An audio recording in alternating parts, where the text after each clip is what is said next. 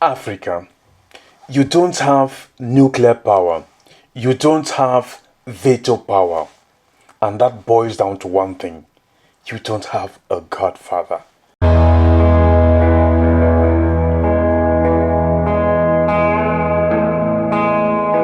I don't have anything against the UN, the EU, the US, IMF, NATO, and all these organizations. No, because these are free unions formed by free people to protect themselves and to defend themselves and to work for their common good. And it is legitimate.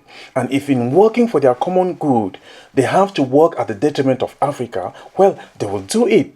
Because Africa is not a priority in these circles. Because when these unions were formed, they considered Africa to be a property of theirs. So Africa can never consider itself to be an equal member. Forget about them coming to help you develop. It is not in the best interests of the Western world for Africa to develop, because the standards of living they have depend on the poverty of Africa, because they have to exploit Africa to be where they are. So we do not expect that they are going to give us anything for free. If we want anything, we have to work for it. We have to fight for it. Now, the invitation is not for Africa to rise against anybody. The invitation is for Africa to stand up for itself, to defend its own rights, to stand up for what it wants, and to be conscious of these facts and know that what they don't do for themselves, nobody will do it for them. Unfortunately, some Africans still believe in the parable of the Good Samaritan. I'm sorry to disappoint you. The Good Samaritan does not exist for Africa. The only person we have in Africa is the bandit who has come to beat us and to dispossess us and to leave us half dead.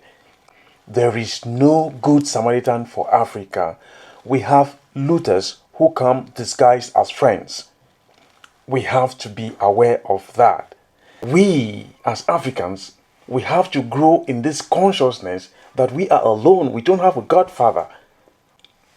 If we don't do it, nobody will do it for us. Africa, you are your own Good Samaritan. And so, we have to come together. We have to stand up for our rights. We have to ask what we think we deserve. But above all, we have to work for what we want. Because if we want to be equals, then we have to work as equals and to ask a place that we deserve. And we have to know that this is a battle of self-interest that we have to engage in with a lot of intellect, with a lot of tact, but with a lot of consistency.